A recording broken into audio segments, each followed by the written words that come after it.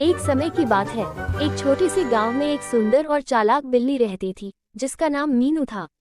मीनू की शादी एक मजबूत और समझदार बिल्ली से हुई थी जिसका नाम शेरू था। मीनू और शेरू गांव में बहुत मशहूर थे क्योंकि वे एक दूसरे का बहुत ख्याल रखते थे और हमेशा साथ रहते थे।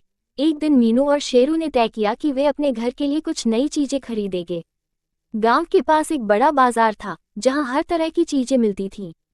मीनू को सजावट और खाने पीने की चीजें पसंद थीं, जबकि शेरू को नए खिलौने और आरामदायक बिस्तर चाहिए थे। बाजार में पहुंचकर मीनू और शेरू ने अलग अलग दुकानों पर घूमना शुरू किया। मीनू ने सबसे पहले एक दुकान में जाकर कुछ रंग बिरंगे तकिए और एक नया गलीचा वहीं शेरू ने एक खिलौनों की दुकान से एक नई गेंद और एक मुलायम बिस्तर खरीदा।